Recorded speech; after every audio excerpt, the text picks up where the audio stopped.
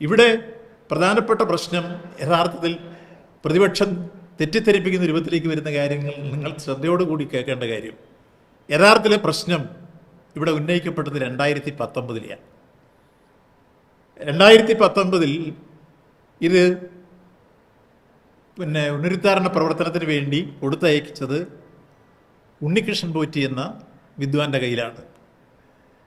ഈ വിദ്വാൻ തന്നെയാണ് ഇപ്പോൾ ഏതാണ്ട് നമ്മുടെ ആഗോള അയ്യപ്പ സംഗമം നടക്കുന്നതിൻ്റെ 3 ദിവസം മുമ്പ്, അല്ലെങ്കിൽ കൃത്യമായി പറഞ്ഞാൽ 17-ാം തീയതി, ഒരു ചാനൽ മുഖാന്തരം 4 കിലോ കാണാനില്ല എന്ന് പറയുന്ന ആ സംശയം ഉയർത്തിക്കൊണ്ടുവരുന്നത്. അങ്ങനെ ഉയർത്തിക്കൊണ്ടുവരുന്ന ആ സംശയം അത് കൃത്യമായി കോടതി നിരീക്ഷിക്കുകയും കോടതി അത് സംബന്ധിച്ച് അന്വേഷിക്കാൻ പറഞ്ഞ് പരിശോധിച്ചപ്പോൾ, വിജിലൻസ് പരിശോധിച്ചപ്പോൾ കണ്ടെടുത്ത് എവിടുന്ന ഈ ആക്ഷേപം ഉന്നയിച്ച ഉണ്ണികൃഷ്ണൻ പോറ്റിയുടെ സഹോദരിയുടെ വീട്ടിൽ നിന്നാണ് ഇതെടുത്തത്. ആ സഹോദരിയുടെ വീട്ടിൽ എങ്ങനെയാണ് ഇതെത്തിയത്? വിജിലൻസ് തന്നെ വിശദീകരിച്ചതനുസരിച്ച് വാസുദേവൻ എന്ന് പറയുന്ന ഈ ഉണ്ണികൃഷ്ണൻ പോറ്റിയുടെ അടുത്ത മിത്രമായ അല്ലെങ്കിൽ കൂട്ടുകച്ചവടക്കാരനായ വാസുദേവൻ്റെ കയ്യിലാണ് ഇത് സൂക്ഷിക്കാൻ കൊടുത്തിരുന്നത് 4 വർഷമായി. ആ 4 വർഷത്തിന് ശേഷം ഇത് പുറത്തു വരുന്ന എപ്പോഴാണ്? ഇത് സംബന്ധിച്ച് കോടതി ഉത്തരവിട്ട് വിജിലൻസ് അന്വേഷണം വന്നതിന് ശേഷം.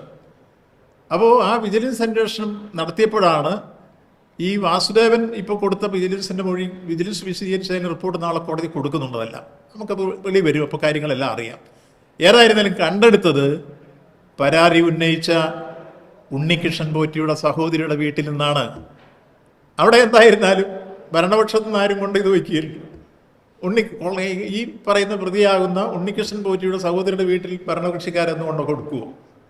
അപ്പോൾ യാഥാർത്ഥ്യബോധത്തോടുകൂടി ഒരു പ്രശ്നത്തെ കാണുന്നതിന് പകരം പുതിയ സാഹചര്യത്തിൽ എന്തോ സംഭവിച്ചു എന്ന രൂപത്തിലേക്കുള്ളൊരു പ്രചരണം ഉയർത്തിക്കൊണ്ടുവരുന്നത് ആഗോള അയ്യപ്പ സംഗമത്തിൽ വലിയ രൂപത്തിലുള്ളൊരു മേന്മ തിരുവിതാംകൂർ ദേവസ്വം ബോർഡ് ഉന്നയിച്ച കാര്യങ്ങളിൽ വരികയും അത് ഭക്തജനങ്ങളിൽ സ്വീകാര്യത ഉറപ്പാകുകയും ചെയ്ത പശ്ചാത്തലത്തിൽ അതിൻ്റെ ശോഭ കെടുത്താൻ കഴിയുമോ എന്നൊരു പാഴ്ശ്രമത്തിൻ്റെ പാഴ്വേലയാണ് യഥാർത്ഥത്തിൽ പുതിയതായി ഇപ്പോഴത്തെ പ്രശ്നം എന്ന രൂപത്തിൽ അത് അവതരിക്കും. ഇപ്പോഴത്തെ പ്രശ്നം കോടതി അംഗീകരിച്ചു.